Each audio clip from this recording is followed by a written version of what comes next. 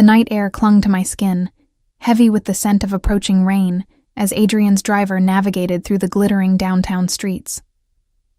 I smoothed my hands over the silky material of my dress, midnight blue, purchased just yesterday from a boutique I could never have afforded before him.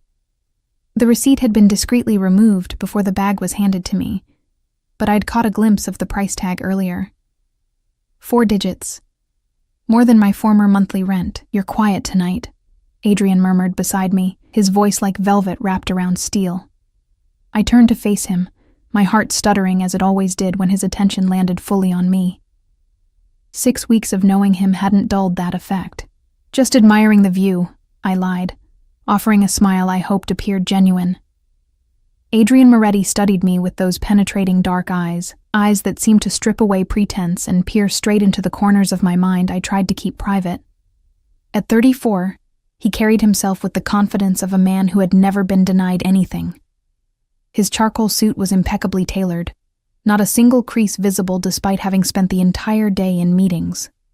A thin scar cut through his right eyebrow, the only imperfection on his otherwise flawless face, somehow making him more beautiful rather than less. He reached across the leather seat and took my hand, his thumb tracing slow circles against my palm. "Liar," he said, but his lips curled into a small smile. "Tell me what's really on your mind, Ellie." I swallowed. How could I explain the constant sense of vertigo that accompanied being with him? 6 weeks ago, I'd been Eleanor Hayes, 26-year-old waitress with an art history degree and mounting student debt. Now I was... what? His girlfriend? His possession? The distinction sometimes blurred in ways that both thrilled and terrified me. "I'm just not used to places like where we're going," I admitted. "The reviews said it's impossible to get reservations less than 6 months in advance." Adrian's smile widened, revealing perfect white teeth. "Nothing is impossible for me, Tesoro." I believed him. In the short time I'd known him, I'd watched doors open, people scramble to accommodate his every whim. No one ever said no to Adrian Moretti, including me. The car slowed to a stop outside Luminescence, the newest and most exclusive restaurant in the city. Through the tinted windows, I could see people gathered on the sidewalk, likely hoping for a last-minute cancellation. The driver, Marco, a mountain of a man who doubled as Adrian's bodyguard, stepped out first, scanning the area before opening Adrian's door. "Wait," Adrian instructed, holding my wrist when I moved to follow him. His eyes roamed over my face, intense and possessive. "You look beautiful tonight. Everyone will stare." He tucked a strand of hair behind my ear, his fingertips lingering against my skin. "But remember who you're with." It wasn't a compliment, but a claim of ownership, spoken with such casual certainty that a shiver ran down my spine. I nodded, unable to form words under the weight of his gaze. A moment later, we stepped into the night air, Adrian's hand settling against the small of my back, protective, possessive. As he guided me toward the entrance, Marco followed a few steps behind, his presence a constant reminder that we were never truly alone. The maitre d's eyes widened in recognition as we approached. "Mr. Moretti," he said, practically bowing. "We're honored to have you with us this evening. Your table is ready." No checking of reservations, no mention of the line of waiting patrons.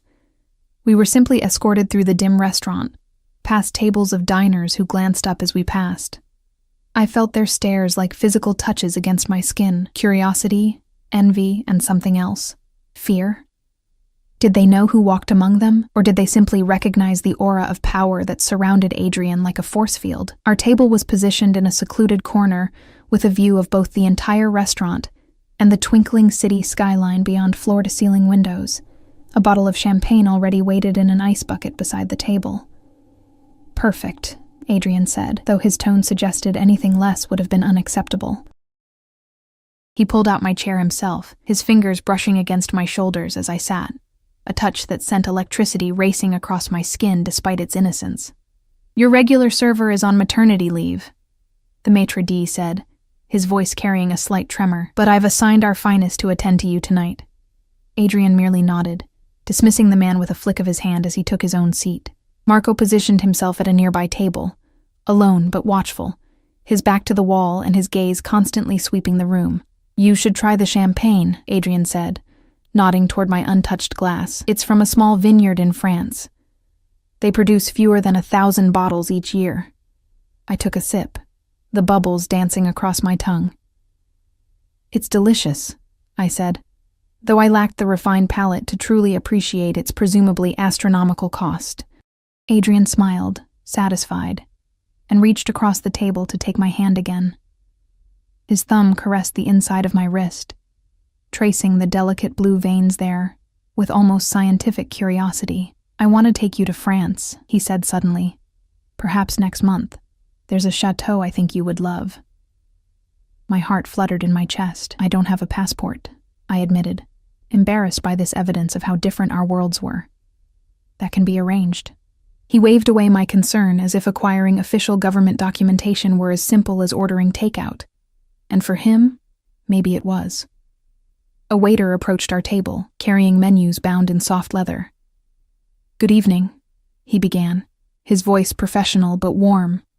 "I'll be your server tonight. May I tell you about our specials?" Adrian nodded without looking at the man, his attention still focused entirely on me. As the waiter described elaborate dishes featuring ingredients I couldn't pronounce, I glanced up to thank him and froze. Standing several tables away, staring directly at us, was a woman with long dark hair and a heavily pregnant belly. She wore a black uniform dress, modified to accommodate her condition, and her face had gone completely pale. Even from this distance, I could see her hands trembling as she clutched a serving tray. Time seemed to slow as her gaze locked with mine. In her eyes, I saw recognition, followed by confusion, and then something that looked remarkably like fear. Before I could process what was happening, she turned abruptly and disappeared through a door marked "Staff Only." "Ellie?" Adrian's voice pulled me back to our table. "Is something wrong?" I blinked, trying to gather my thoughts.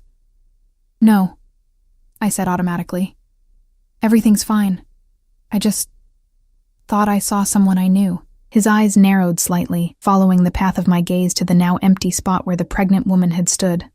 For a brief moment, his expression hardened into something dangerous, a glimpse of what lurked beneath the polished surface, before smoothing back into pleasant interest. "An old friend?" he asked lightly, but something in his tone suggested the question carried more weight than it appeared. "Probably just someone who looked familiar," I said, forcing a smile. "The lighting in here is playing tricks on me." Adrian studied me for a beat longer than comfortable before nodding. "Choose whatever you'd like," he said, gesturing toward the menu. "The chef here trained in Paris. His seafood is exceptional." I tried to focus on the elaborate descriptions, but my mind kept returning to the pregnant server's face, to the flash of recognition in her eyes when she saw me. Not me, I realized suddenly. She hadn't been looking at me at all. She'd been looking at Adrian. "I think I'll have the scallops," I decided, choosing at random. Adrian smiled approvingly. "Excellent choice. We'll also have the tuna tartare to start." He closed his menu with an air of finality, and the waiter, who had been hovering at a respectful distance, stepped forward to collect them. "Very good, sir. And would you like to select a wine to accompany your meal?" "The Montrachet," Adrian replied without hesitation. "The 2015. "An excellent choice, sir." The waiter departed swiftly, leaving us alone again. Adrian's phone vibrated on the table. He glanced at it briefly, his expression hardening for just a moment before he silenced it and returned his attention to me. "Apologies, Tesoro. Business never sleeps." I nodded, used to these interruptions. Adrian never discussed his business with me, a deliberate omission we both pretended not to notice.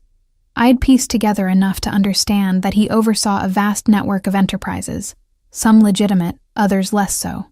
The newspapers occasionally mentioned the Moretti family in carefully worded articles about alleged connections and suspected interests. I never asked questions. Questions felt dangerous in ways I couldn't fully articulate. "Tell me about your day," Adrian said, his tone making it more command than question. I took another sip of champagne, letting the alcohol warm my blood. "I visited that gallery you mentioned in Westside, the one with the emerging artists exhibition." This was safe territory. Adrian enjoyed my passion for art, seemed amused by my academic knowledge of a world he navigated solely through the lens of investment and acquisition. "And?" he prompted, genuine interest softening his features. "There was a sculptor there, Mira Santos, whose work was extraordinary. She uses reclaimed metal to create these delicate, almost weightless-looking pieces that—" I broke off, as movement caught my eye. The pregnant server had emerged from the back again, carrying plates to a table across the room. She kept her head down, her body angled away from us, but I could see tension in every line of her posture. Adrian noticed my distraction and turned slightly in his chair. For several heartbeats, he remained perfectly still as his gaze landed on the pregnant woman. I watched a muscle tick in his jaw, his knuckles whitening around his champagne flute. "Adrian?" I ventured cautiously. He turned back to me, his expression unreadable. "Continue about the exhibition, Tesoro. It sounds fascinating." But the warmth had vanished from his voice, replaced by something cool and distant. I stumbled through a description of the artwork I'd seen, increasingly aware that Adrian was no longer listening. His attention remained fixed somewhere over my shoulder, his eyes tracking movement through the restaurant, while maintaining the appearance of focus on our conversation. The waiter returned with our appetizer, setting the artfully arranged tuna tartare between us. "Your wine will be out momentarily," he assured us before departing again. Adrian pushed the plate toward me. "Try it," he encouraged, though his smile didn't reach his eyes. I took a small bite, the flavors exploding across my tongue. Rich, complex, perfect. But my appetite had vanished. Something was wrong. The air between us had changed, charged with a tension I didn't understand. "Is everything okay?" I finally asked, unable to maintain the pretense any longer. Adrian's eyes snapped back to mine, suddenly intense. "Why wouldn't it be? You seem distracted." His lips curved into a smile that sent a chill down my spine. "I'm simply admiring how beautiful you look tonight." His hand covered mine on the table, his grip just tight enough to be uncomfortable. "Have I told you how much I enjoy having you on my arm? How everyone wonders what I see in you?" The words were a compliment wrapped around an insult, delivered with such casual cruelty that I flinched. This was a side of Adrian I'd glimpsed only in fragments, the cold calculation behind his charm, the streak of meanness that flashed like lightning before disappearing behind clouds. "I'm sorry if I began, but he cut me off.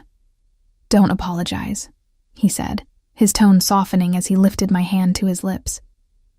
"I didn't mean to upset you. I've had a trying day." Relief washed over me, followed immediately by shame at how quickly I'd accepted his non-apology. This was the pattern we'd fallen into. Moments of tension dissolved by his charm, warning signs ignored in favor of the intoxicating feeling of being wanted by him. The waiter approached again, this time carrying a bottle of wine with a reverence usually reserved for religious artifacts. As he presented it to Adrian, I noticed the pregnant server passing nearby, carrying a tray of desserts. Her gaze flickered toward our table, and for a brief moment, our eyes met. In that instant, I saw something that made my blood run cold. A silent warning, a desperate plea. Then she was gone again, disappearing into the flow of the restaurant. Adrian's phone vibrated again. This time he checked it with a frown, then stood abruptly. "Excuse me for a moment," he said. "I need to make a call." I nodded, watching as he strode toward the restaurant's entrance, Marco detaching from his table to follow at a discreet distance. The moment Adrian was out of sight, I felt myself exhale, only then realizing I'd been holding my breath. The waiter poured wine into my glass with practiced precision. "Is everything to your satisfaction, miss?" "Yes, thank you," I said automatically. He hesitated, glancing over his shoulder before leaning slightly closer. "She asked me to give you this," he whispered, sliding a folded napkin beside my plate. Before I could respond, he straightened and walked away, his expression betraying nothing. My heart hammered against my ribs as I stared at the folded napkin. With trembling fingers, I opened it under the table, out of sight of Marco's watchful gaze. In hastily scrawled letters, "Get out while you can. He's dangerous. Room 4 in the back. Please." I crumpled the napkin in my fist, pulse racing. The pregnant woman, Adrian's ex-wife, wanted to speak with me. Every instinct screamed that this was a terrible idea, that Adrian would be furious if he discovered me talking to her, but beneath the fear was curiosity. A desperate need to understand the world I'd stumbled into. Adrian would be back any moment. I had seconds to decide. "Excuse me," I said to a passing server. "Could you point me to the restroom?" The woman smiled and gestured toward a hallway on the far side of the restaurant. "Through there, first door on your right." I stood, clutching my small purse, and walked as naturally as I could manage toward the indicated hallway. Once out of sight of our table, I quickened my pace, heart pounding in my ears. The restroom door was indeed on the right, but I continued past it, scanning door numbers until I found room 4. A small storage area filled with extra linens and table settings. The pregnant woman stood inside, her hands cradling her swollen belly protectively. Up close, I could see that she was beautiful, with high cheekbones and full lips currently pressed into a thin, worried line. "You came," she breathed, relief evident in her voice. "We don't have much time." "Who are you?" I demanded, though I already suspected the answer. "Sophia," she replied. "Sophia Moretti. I was Adrian's wife until 8 months ago." Her hand moved in small circles over her rounded stomach. "This is his child." The words hit me like a physical blow. Adrian had never mentioned an ex-wife, let alone a pregnant one. "Why are you telling me this?" "Because you look kind," she said simply. "And because you deserve to know what kind of man you're with before it's too late." Her eyes, dark and haunted, searched mine. "How long have you been with him?" 6 weeks, I admitted, the brevity of our relationship suddenly stark in my mind. Sophia nodded, unsurprised. "It's always the same pattern. The whirlwind romance, the expensive gifts, the promises. He makes you feel special, chosen, like you're the only woman who's ever truly understood him." Each word struck with painful accuracy. I wanted to deny it, to defend what Adrian and I shared as something unique and real. But doubt had already taken root. "Why did you leave him?" I asked, my voice barely above a whisper. Sophia's expression darkened. "I didn't. He discarded me when I became inconvenient." Her hand protectively covered her belly again. "Adrian doesn't tolerate disloyalty, real or imagined, and he never ever lets go of what he considers his." My mouth went dry. "What do you mean by discarded?" Sophia's eyes darted to the door, then back to me. "I found out things about his business, things he didn't want me to know. When I confronted him," she shook her head, a small, bitter smile twisting her lips. "Let's just say Adrian doesn't appreciate curiosity in his women. He divorced me immediately, cut me off completely. I was lucky to find this job. The storage room suddenly felt too small, the air too thin. If he's so dangerous, why are you still in the city? Why risk talking to me?" "I tried to leave," she whispered, her voice cracking. "But his men are everywhere. I made it to the bus station once, just once. Marco was waiting for me." Her hands trembled as she brushed hair from her face. "Adrian doesn't want me, but he won't let me go either. Not with his child." I thought of the possessive way Adrian touched me, the subtle threats woven through his compliments, the bodyguards who followed us everywhere under the guise of protection. Were they actually my jailers? "Listen to me," Sophia continued urgently. "While you still can, while he still thinks you're just a diversion, get away. Change your name. Move across the country. Don't tell anyone where you're going, not even family." The desperation in her eyes terrified me more than her words. This wasn't jealousy or spite. This was genuine fear. "I don't understand," I said, though understanding was beginning to dawn, cold and unwelcome. "If he divorced you, Eleanor..." She grabbed my wrist, her grip surprisingly strong. "In Adrian's world, people are possessions. They don't get to make choices. They don't get to leave. The only reason you have any freedom right now is because he hasn't fully decided you're his yet." A chill ran down my spine as I recalled the way Adrian had introduced me to his associates, always with a hand at the small of my back, always with that proprietary gleam in his eye. How he'd moved my things into his penthouse after just 3 weeks. How he tracked my movements through gifts of a new phone, a car with a driver, golden handcuffs, I realized. I'd been so dazzled by the luxury that I hadn't noticed the restraints tightening around my wrists. I need to get back, I said, suddenly aware of how long I'd been gone. He'll be looking for me. Sophia released my arm, nodding in understanding. Be careful. Don't let him see that anything has changed. She pressed a small folded paper into my palm. My number.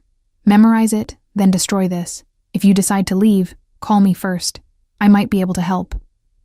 I slipped the paper into my bra, my hand shaking. Why would you help me? You don't even know me. Because I was you once. And she placed a protective hand over her belly. And because no one helped me when I needed it most. A noise in the hallway made us both freeze. Footsteps approached, then passed the door without stopping. Go, Sophia urged, her voice barely audible.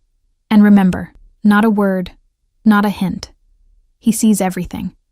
I slipped out of the storage room and hurried to the bathroom, locking myself in a stall. My reflection in the small mirror on the door looked alien, flushed cheeks, wide eyes. The expensive diamond earrings Adrian had given me last week glittering obscenely against my pale skin. I splashed cold water on my face, trying to compose myself. By the time I returned to our table, Adrian was already seated, his dark eyes tracking my movement across the restaurant. He didn't smile. You were gone a long time, he observed as I slid back into my chair. I forced myself to meet his gaze, praying my face wouldn't betray me. There was a line for the restroom. Adrian studied me, his expression unreadable. For a terrible moment, I thought he knew, that he could somehow read Sophia's warning in my eyes, sense the phone number burning against my skin beneath my dress. Your scallops arrived, he said finally, gesturing to my plate. They're getting cold. Relief made my knees weak. I picked up my fork, though my appetite had completely vanished. They look delicious. Eat, he commanded softly, the single word carrying the weight of an order. I took a bite, the perfectly cooked scallop turning to ash in my mouth. My mind raced, replaying every moment of the past 6 weeks through the lens of Sophia's warning. The coincidental meeting at the gallery where I worked part-time, had it been planned? The whirlwind romance that followed, a calculated seduction. The way he'd isolated me from friends, monopolized my time until my world had narrowed to just him. Had I walked willingly into my own cage? Is something wrong with your food? Adrian asked, his tone mild but his eyes sharp. No, it's perfect, I replied, taking another bite to prove it. I'm just not very hungry tonight. His gaze softened slightly. You hardly ate anything today. That's not healthy, Tesoro. The endearment made my skin crawl now, tainted by new knowledge. How could he keep such close tabs on my eating habits? I'd spent most of the day alone in his penthouse while he attended meetings, unless I hadn't been alone at all. I had a late lunch, I lied, the first of what would need to be many if Sophia was right. Adrian twirled pasta around his fork with elegant precision. With whom? The question caught me off guard, casual in delivery but pointed in intent. No one, I said quickly. I ordered delivery. Ah, he nodded, seemingly satisfied. What did you have? It was a test, I realized with growing unease, a way to verify my story. Thai, I answered, remembering a menu I'd seen in his kitchen drawer from that place on 3rd Street. Adrian smiled, the tension draining from his shoulders. Their drunken noodles are exceptional, aren't they? I nodded, relieved to have passed his impromptu interrogation. The best in the city. He reached across the table to take my hand, his thumb caressing my knuckles in that possessive way I'd once found thrilling.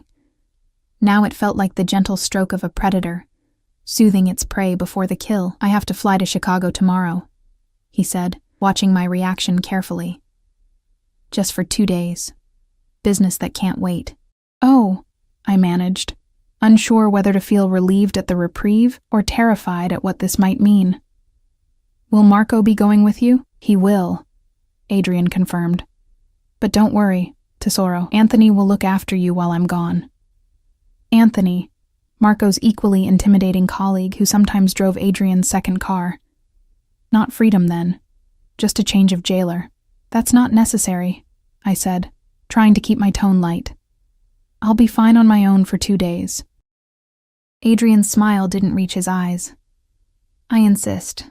The city can be dangerous for a beautiful woman alone. His fingers tightened almost imperceptibly around mine. Besides, I'd worry if I didn't know you were safe. Translation: I don't trust you to be unsupervised. The realization sent ice through my veins. That's very thoughtful, I murmured, lowering my eyes to hide the fear I knew must be visible there. The rest of the meal passed in a blur. I pushed food around my plate, laughed at Adrian's remarks, and tried to behave exactly as I would have before my conversation with Sophia.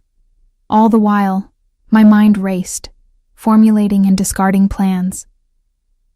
Could I slip away while he was in Chicago? Would 2 days be enough head start? Where would I go? I didn't see Sophia again. Perhaps she was avoiding our section deliberately, or maybe Adrian had arranged for her removal through some unseen communication with the staff. Nothing would surprise me anymore. As we prepared to leave, Adrian helped me into my coat, his hands lingering on my shoulders. He bent to whisper in my ear, his breath warm against my skin. "You're unusually quiet tonight, Ellie. What's going on in that beautiful head of yours?" I turned to face him, summoning every ounce of acting ability I possessed. "Just thinking about how much I'll miss you while you're in Chicago," I said, reaching up to touch his face in a gesture of affection I'd performed countless times before. Something flickered in his eyes, doubt, suspicion. I couldn't tell which. Before his expression softened into a satisfied smile. "I'll miss you too, Tesoro, but I'll call you every hour, and I'll be back before you know it." The drive back to his penthouse was silent. My hand clasped firmly in his. I leaned my head against the cool window, watching the city lights blur into streaks of color as we sped through the night. Just weeks ago, I'd felt like Cinderella whisked away from my mundane life into a fairy tale. Now I understood I wasn't the princess in this story, but the prisoner in the tower. In the elevator ascending to Adrian's penthouse, he pulled me against him, his lips finding mine in a demanding kiss that brooked no resistance. I responded automatically, my body betraying me with its familiar response to his touch even as my mind recoiled. "I have a gift for you," he murmured against my neck as the elevator doors opened directly into his foyer. "Wait here."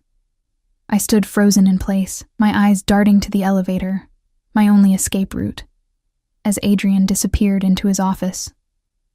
Would the private elevator even work without his key card?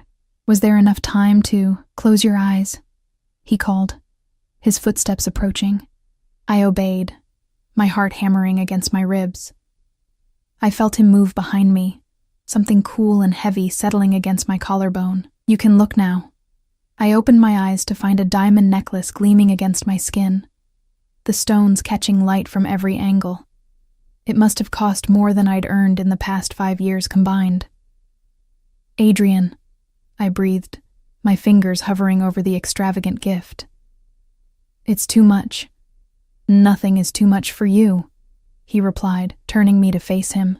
His eyes were dark with an emotion I couldn't name. Possession, obsession, something deeper and more disturbing. "Do you like it?" "It's beautiful," I said honestly. "But why? It's not my birthday or any special occasion."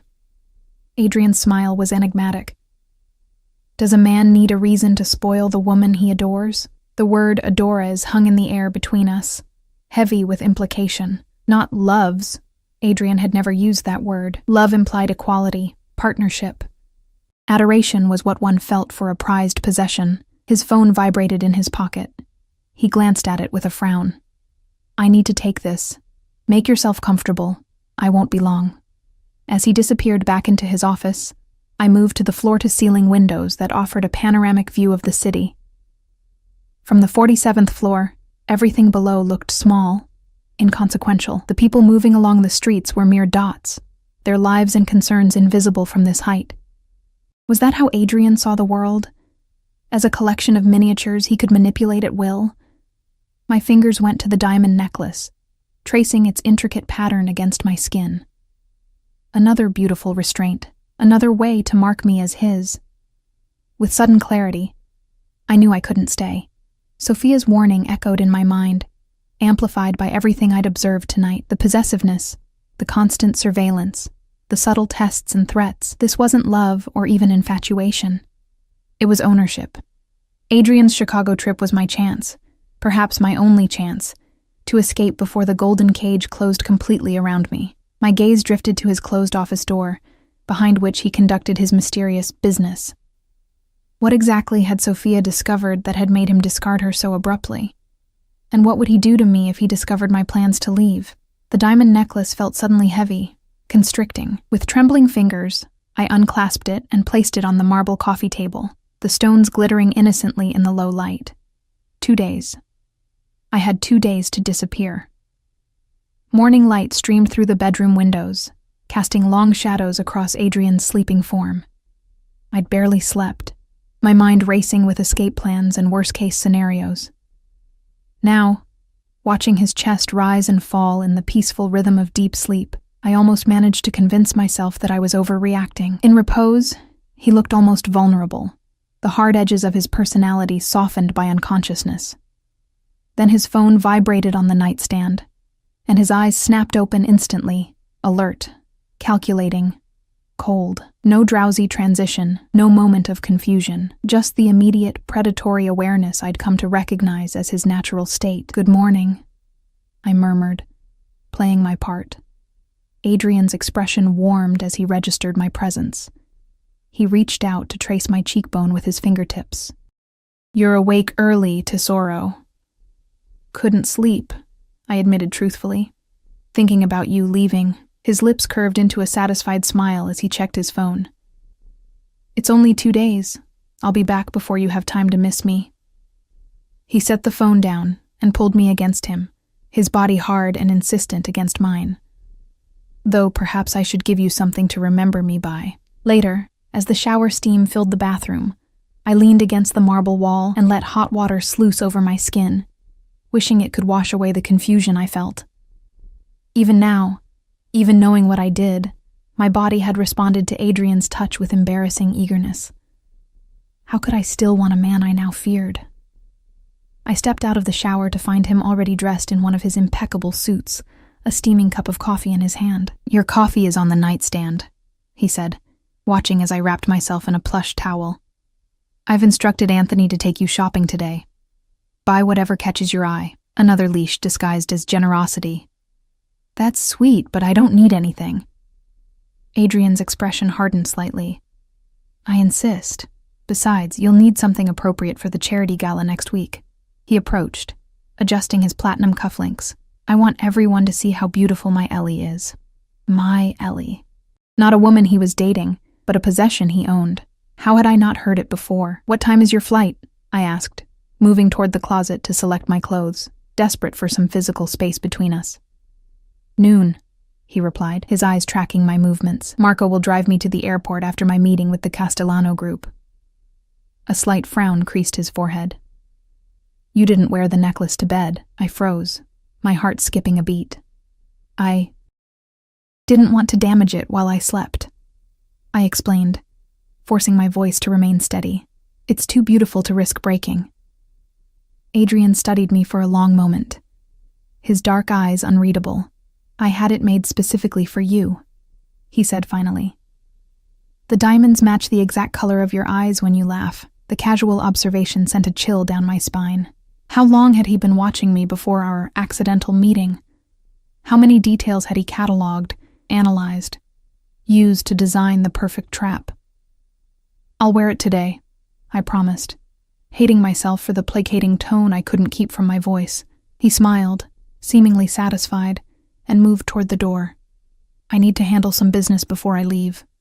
Join me for breakfast in 30 minutes. Once alone, I dressed quickly in jeans and a simple blouse. Unremarkable clothes that wouldn't draw attention. Today needed to appear completely normal while I set my escape in motion. I clasped the diamond necklace around my throat, the weight of it a constant reminder of what was at stake. In the kitchen, Adrian's housekeeper had prepared an elaborate breakfast. He sat at the head of the table, simultaneously eating and typing on his laptop. "Sit," he said without looking up. "Eat something substantial. You barely touched your dinner last night." I took a slice of toast and some fruit, my stomach too knotted with anxiety to handle anything more. "What time should I expect Anthony?" I asked, trying to sound casual. "He'll be here at 10, Adrian replied, his attention still on his screen. Use the black credit card for your purchases. Don't worry about the limit, because there wasn't one. Because money was just another tool in his arsenal of control. Thank you, I said meekly. Adrian closed his laptop and finally looked at me, his gaze lingering on the necklace at my throat. Satisfaction flickered across his features. I've arranged for dinner to be delivered at 7. Anthony will escort you home by then. Home. As if this gilded cage was my home rather than his territory. That sounds perfect, I lied. His phone rang, and he frowned at the screen before standing. I need to take this in my office. I'll be a few minutes.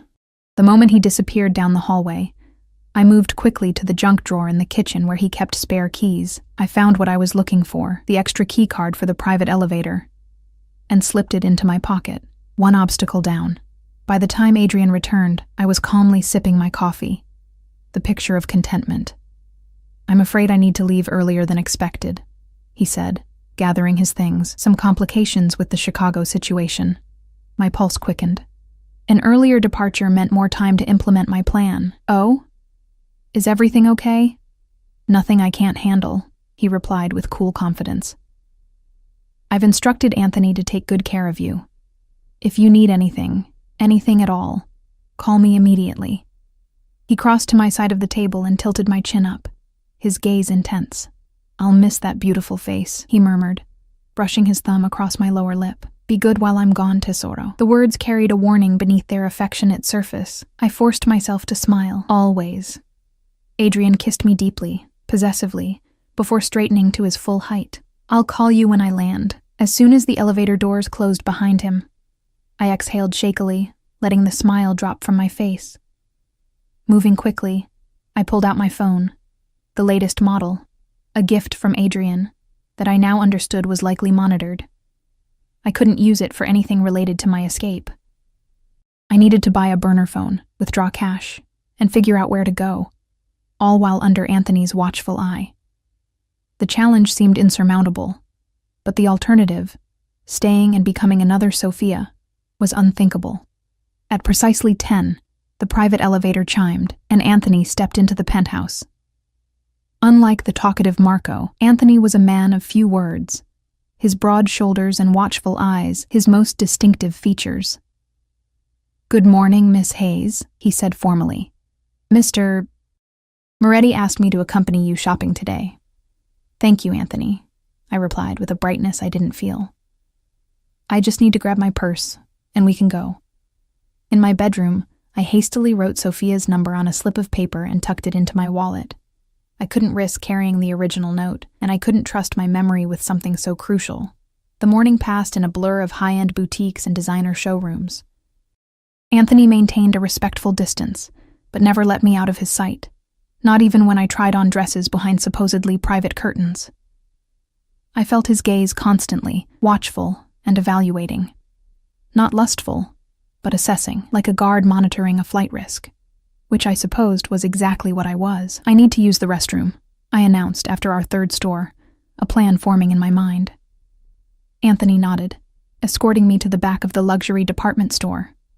I'll wait right here, Miss Hayes. The women's restroom was elegant and spacious, with private stalls and a lounge area. 2 middle-aged women chatted by the sinks, barely glancing my way as I entered. I locked myself in a stall and pulled out my phone, sending a quick text to Adrian's monitored device. Found the perfect dress. Can't wait to show you when you get back. Maintaining appearances was crucial. Next, I pulled out the slip of paper with Sophia's number and stared at it, committing it to memory before flushing it down the toilet. 7 digits that might be my only lifeline. Now for the difficult part. I waited until the chatting women left, then approached one of the attendants folding fresh towels. Excuse me, I said quietly, pulling a $100 bill from my wallet. This is going to sound strange, but I desperately need to make a private phone call, and I left my phone at home. Could I possibly use yours, just for 1 minute? The woman, her name tag read Gloria, looked at the money, then at my face, hesitation clear in her expression. It's an emergency, I added, infusing my voice with urgency. Family emergency. Please. Something in my desperation must have convinced her. She glanced toward the door, then pulled a basic smartphone from her pocket. 1 minute, she agreed, taking the bill. I'll keep watch. My hands trembled as I dialed Sophia's number, praying she would answer an unknown caller. On the third ring, "Hello?" Her voice was cautious, wary. "Sophia, it's Eleanor," I whispered, turning away from the attendant. "Adrian's leaving town today. I need to get out, but I'm being watched. Can you help me?" A beat of silence, then, "Yes. Where are you now?" "Bergdorf's downtown. One of his men is with me. I know someone who works security there," she said quickly. "Third floor, men's department. Ask for Vince. Tell him you're my friend and need the package. He'll understand." "Vince, third floor," I repeated under my breath. "What then?" "Call me from the new phone once you're clear. I'll tell you where to meet me." Gloria made a subtle gesture. Time was up. "I have to go," I whispered. "Thank you." I deleted the call from the phone's history before handing it back with a grateful nod. My heart pounded as I rejoined Anthony in the hallway. "Everything okay, Miss Hayes?" he asked, his eyes scanning my face. I smiled, hoping my anxiety wasn't visible. "Perfect. Could we check out the men's department? I'd like to get Adrian a gift while I'm here." Anthony nodded, seemingly pleased by this display of devotion to his employer. We took the escalator to the third floor. The elegant men's department spread before us like a landscape of muted colors and expensive fabrics. "I'll just browse a bit," I said casually. "See if anything catches my eye." Anthony positioned himself near a column with a clear view of the entire floor, his attention never wavering from me. I pretended to examine ties and cufflinks, gradually working my way toward the back where the security office would likely be located. Near the fitting rooms, I spotted a stocky man with a security badge clipped to his belt, organizing returned merchandise. I approached slowly, waiting until Anthony was momentarily distracted by a call on his phone. "Are you Vince?" I asked quietly. The man stiffened, his eyes darting to mine. "Who's asking?" "I'm Sophia's friend," I whispered urgently. "She said you have a package for me." Recognition and wariness crossed his features simultaneously. He glanced past me toward Anthony, who was still on his phone but looking in our direction. "Wait here," Vince muttered, disappearing into a back room. He returned moments later with a small bag from the store, passing it to me with a display of customer service that wouldn't raise suspicions. "Receipts inside," he said loudly enough for anyone watching to hear. "Have a nice day, ma'am." Inside the bag was a small box containing a tie, and beneath it, a prepaid phone and $500 in cash. My breath caught in my throat. Sophia had prepared for this moment, had resources in place. How many women before me had needed this exact help? "Find anything nice?" Anthony asked as I rejoined him, the shopping bag swinging innocuously from my wrist. "A tie for Adrian," I replied, showing him the box but careful to keep the cash and phone hidden beneath. "I think he'll like it." Anthony nodded approvingly. Mr. Moretti appreciates thoughtful gestures. By late afternoon, I had accumulated enough shopping bags to satisfy appearances. "I'm getting hungry," I announced. "Could we stop somewhere for a late lunch?" "Of course, Miss Hayes. Mr. Moretti recommended the cafe at the Peninsula if that suits you. Upscale, isolated, and likely filled with people who knew Adrian, not ideal for what I needed to do next. Actually, I'm craving something simple.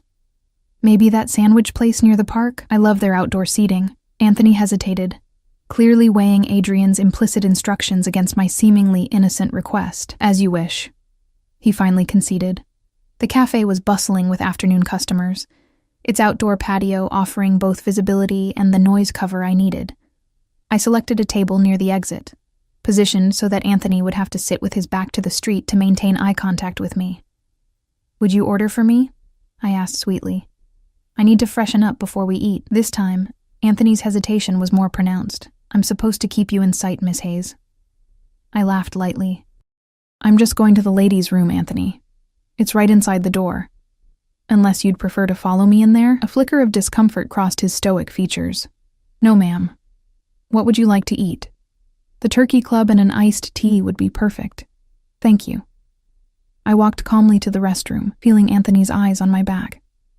Once inside, I moved quickly, retrieving the prepaid phone from my bag. I dialed Sophia's number with shaking fingers. "You got the package?" she answered immediately. "Yes. I don't have much time." What now? There's a bus leaving for Hartford in 40 minutes from the downtown terminal. Tickets already purchased under the name Jane Smith. From there, my cousin will meet you. He can drive you anywhere you need to go. Hartford. 4 hours away. Not far enough, but a start. How do I lose Anthony? The cafe has 2 exits, Sophia explained. The kitchen staff will let you through the back if you mention my name. My brother works there. Wait 5 minutes, then go. A sudden noise behind me made me jump. Another woman entering the restroom. I ended the call hastily, tucking the phone into my pocket. 5 minutes, I whispered to myself, checking my watch. Each second stretched like an hour as I stared at my reflection in the mirror. The diamond necklace glinted at my throat, a visible claim on me. With sudden determination, I unclasped it and shoved it deep into one of my shopping bags. If I succeeded today, Adrian would never again mark me as his property. When enough time had passed, I took a deep breath and stepped out of the restroom. Not toward Anthony waiting at our outdoor table, but deeper into the cafe. I moved quickly past bustling waitstaff toward the swinging kitchen doors, my heart hammering against my ribs. A young busboy looked up in surprise as I pushed through the entrance. "Excuse me, you can't be in here." "I need to speak to Sophia's brother." I cut in desperately. "Please, it's an emergency." Recognition flickered in his eyes. He nodded once, then gestured toward a stocky man chopping vegetables at a nearby counter. "Marco," he called. "Someone here to see you."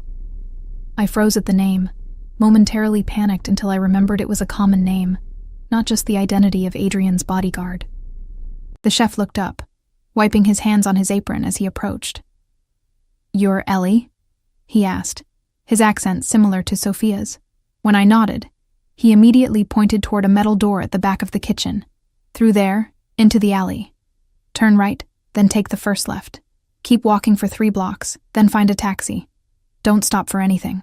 "Thank you," I breathed. "I don't know how to repay—" "Go," he interrupted firmly.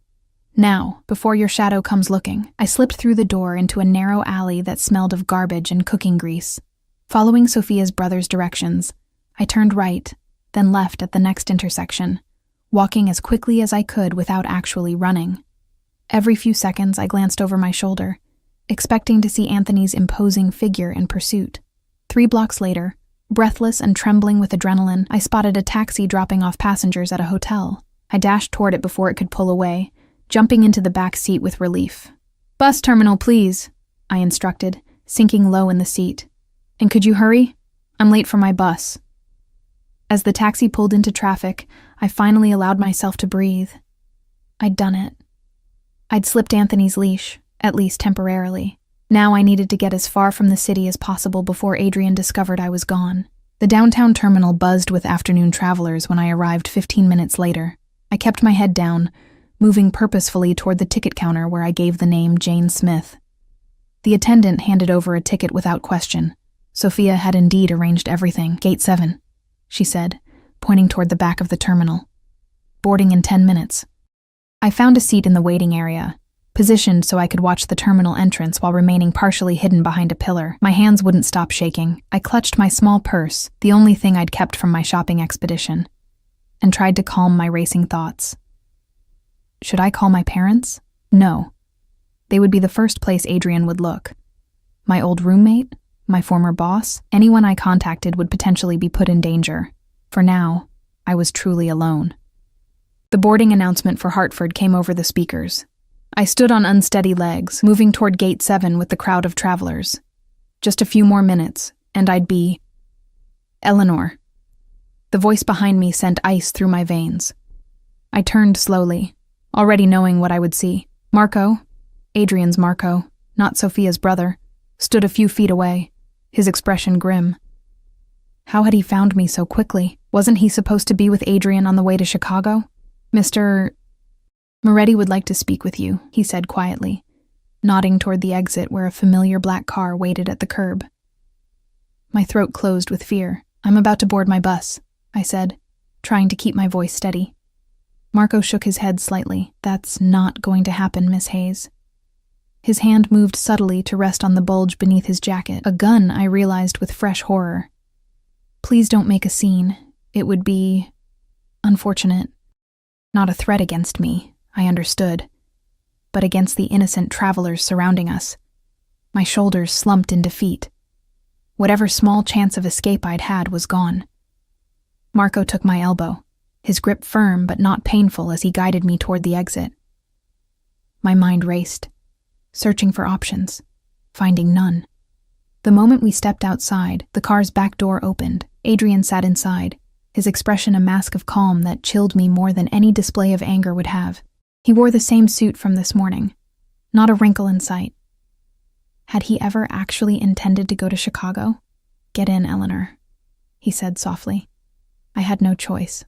Marco released my arm, and I slid into the seat beside Adrian, my body wooden with fear.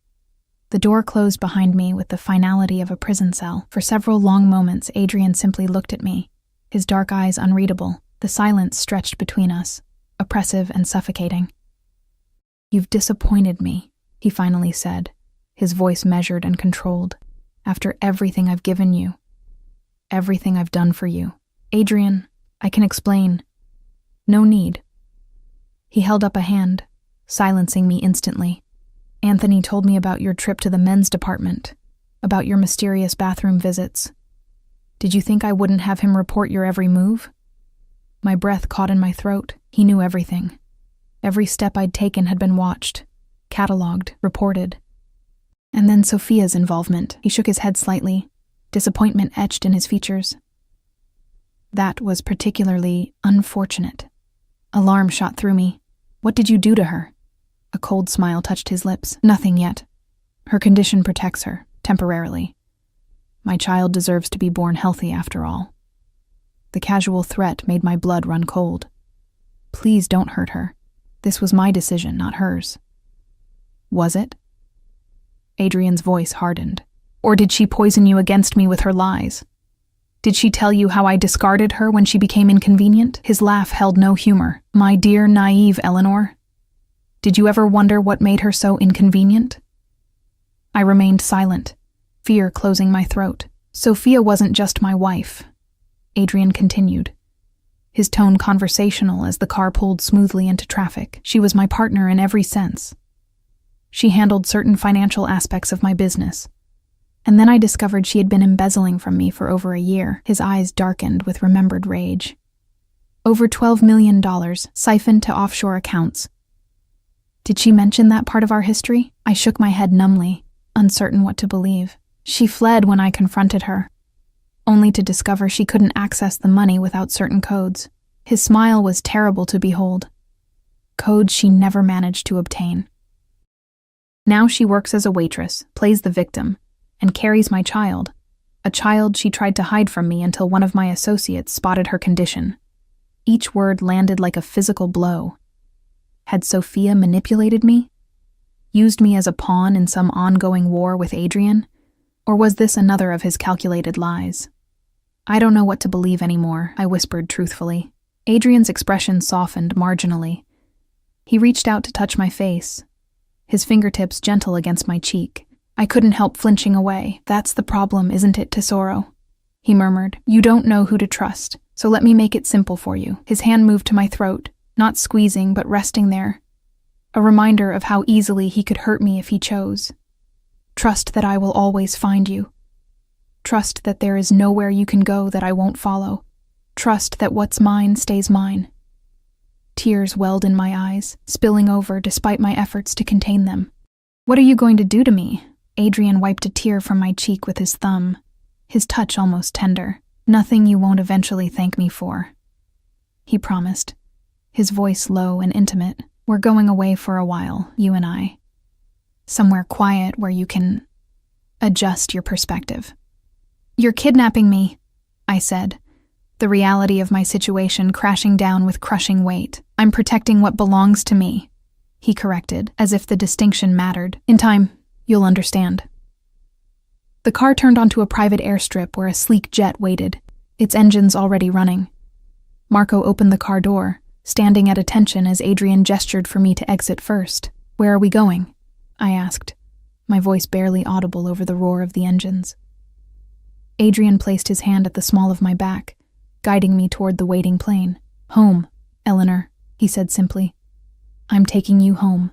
As we boarded the jet, I gazed back at the city skyline one last time. Somewhere in those glittering towers was the life I'd once had. Ordinary, struggling, but free.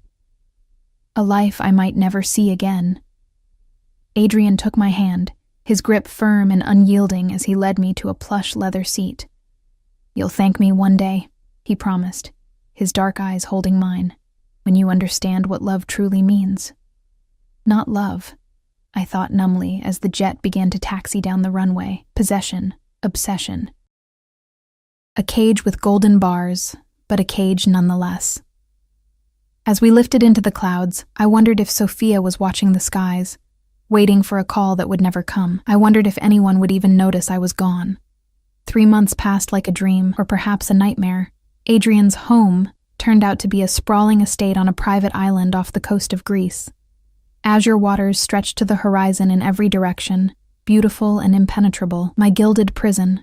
The staff, all Adrian's people, all watching, always, treated me with careful deference. I had every luxury imaginable except the one thing I truly wanted: freedom. My phone, passport, and identification remained in Adrian's possession. The boats and helicopter that occasionally arrived were strictly controlled. The satellite internet was monitored, accessible only through devices Adrian provided. For the first month, I raged, plotting escape attempts that never materialized, refusing Adrian's company whenever possible. He responded with implacable patience, as if my resistance were merely an unfortunate phase he knew would pass. "You can't keep me here forever," I'd spat during one particularly heated confrontation. "Not forever," he'd agreed calmly.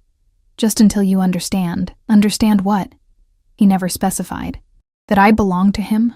That resistance was futile? That this twisted version of devotion was the closest thing to love someone like Adrian Moretti could offer?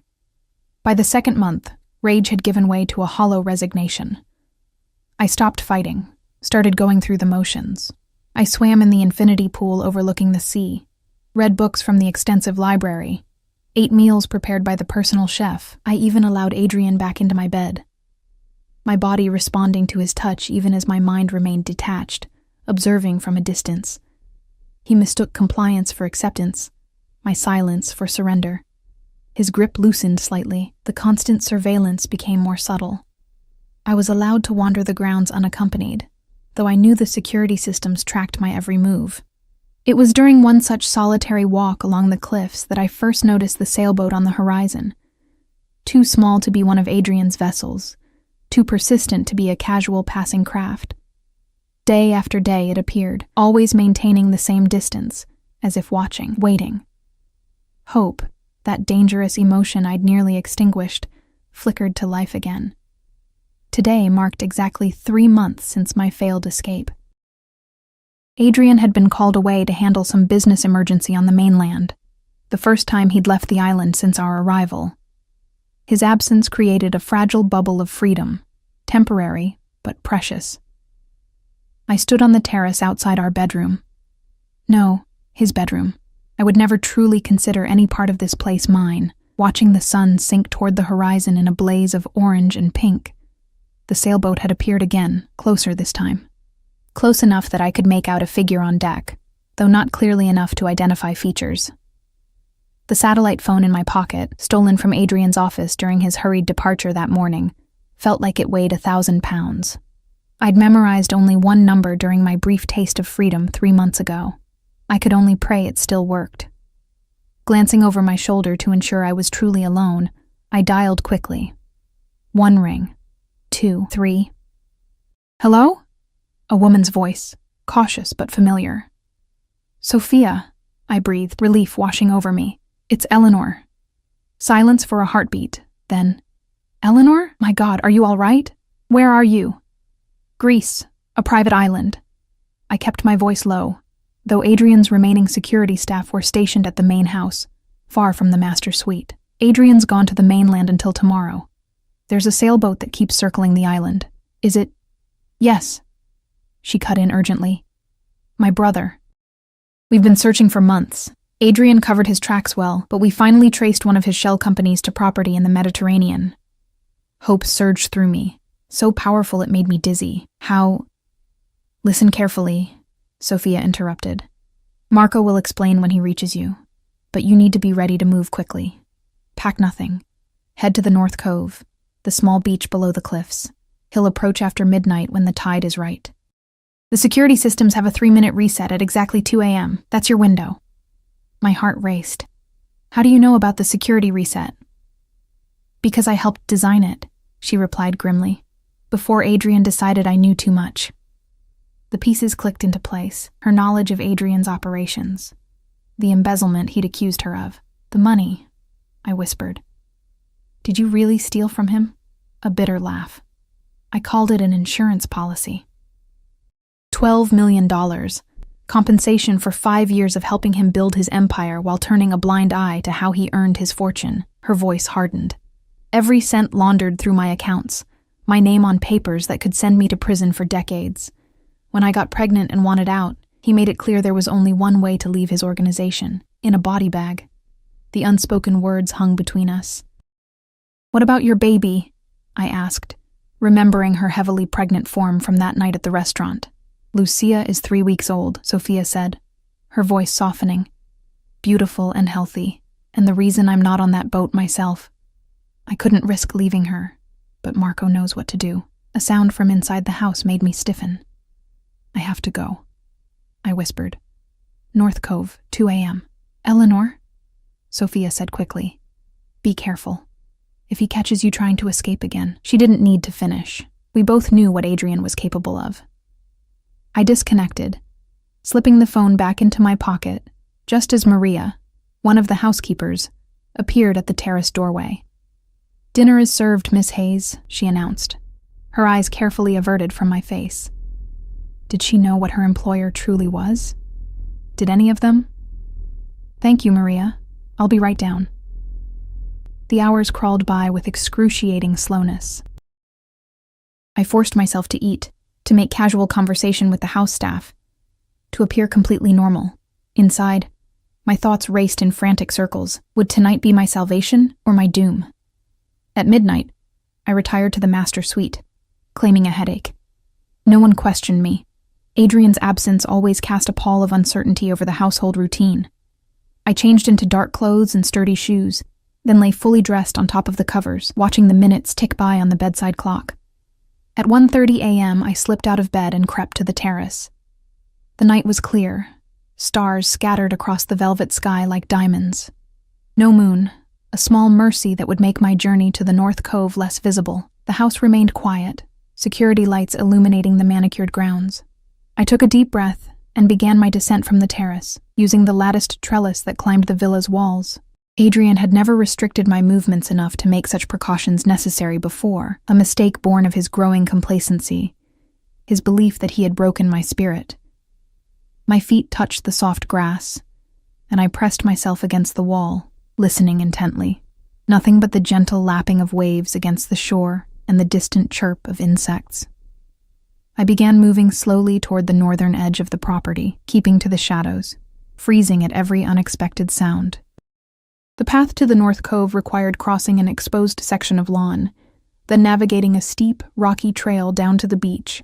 I counted security cameras as I went, mapping their blind spots from memory. Adrian had proudly shown me the security system once, another display of power masquerading as transparency. So you understand why trying to leave would be foolish, he'd explained with that indulgent smile. At the edge of the lawn, I paused, checking my watch. 1:52 a.m. I needed to time my dash across the open space precisely if I wanted to avoid detection. At 1:58, I took a deep breath and ran. Keeping low, my heart pounding so loudly I was certain it would give me away.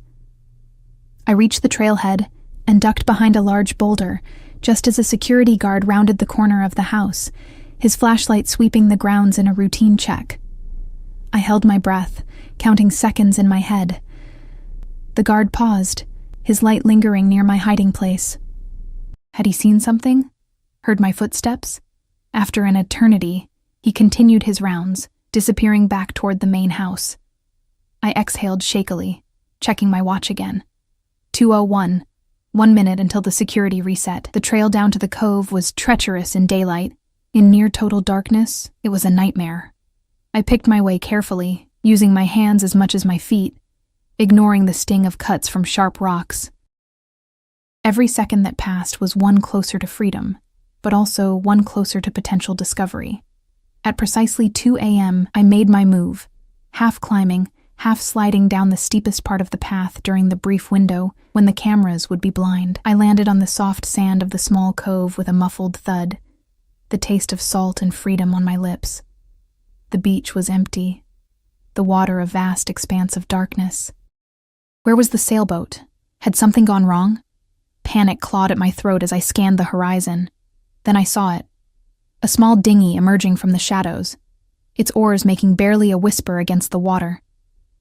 A man's silhouette, broad-shouldered and powerful, guided it toward shore. Marco. Not Adrian's Marco, but Sophia's brother. He pulled the small boat onto the sand, his features becoming clearer as he approached. The family resemblance to Sophia was unmistakable. "Eleanor?" he whispered. I nodded, suddenly unable to speak past the lump in my throat. "We need to move quickly," he said, gesturing toward the dinghy. "The sailboat is anchored beyond the security perimeter. Once we reach it, we'll make for the mainland." I stepped toward him, toward freedom, when a familiar voice froze me in place. "I must say, I'm disappointed, Tesoro. Again." Adrian emerged from the shadows of the cliff face. Marco, his Marco, and another guard flanking him. How long had he been there, watching me, testing me? Had he ever truly left the island at all? "Did you really think I wouldn't anticipate this?" Adrian asked, his voice almost gentle as he stepped onto the beach. "That I wouldn't recognize the sailboat that's been circling my island for weeks? That I wouldn't have the satellite phone track the moment you used it?" Sophia's brother moved protectively in front of me, but Adrian merely smiled, gesturing to his men. Both drew their weapons. "Please don't make this messier than it needs to be," Adrian said, his eyes never leaving my face. "You've forced my hand, Eleanor. I wanted to trust you. I wanted us to build something together." Genuine regret colored his voice. "Now I see that's impossible, at least for the moment." "Let her go, Moretti," Sophia's brother growled. "You can't keep her prisoner forever." Adrian's smile didn't waver. "I don't intend to." He extended his hand toward me. "Come, Eleanor. We're leaving. Now." I looked from his outstretched hand to the dinghy, to the armed men, to the vast, dark sea. There was no escape. Not tonight. Perhaps not ever. But as I took a step toward Adrian, a blinding light suddenly illuminated the beach. The unmistakable chop of helicopter blades shattered the night's silence. "Police! Don't move!" Voices shouted in Greek and English, figures rappelling from the helicopter onto the beach. Adrian's men raised their weapons, but were immediately overwhelmed. In the chaos, Sophia's brother grabbed my arm, pulling me toward the dinghy. "Now!" he shouted over the deafening noise. "This is our only chance." As we pushed the small boat into the water, I caught a final glimpse of Adrian, his face contorted with rage as officers forced him to his knees. Our eyes met across the beach, his promise clear even in defeat. This isn't over, but for now at least, it was. The dinghy cut through the waves, carrying me toward the waiting sailboat, toward freedom, toward whatever uncertain future lay beyond Adrian Moretti's possessive grasp. I didn't look back again.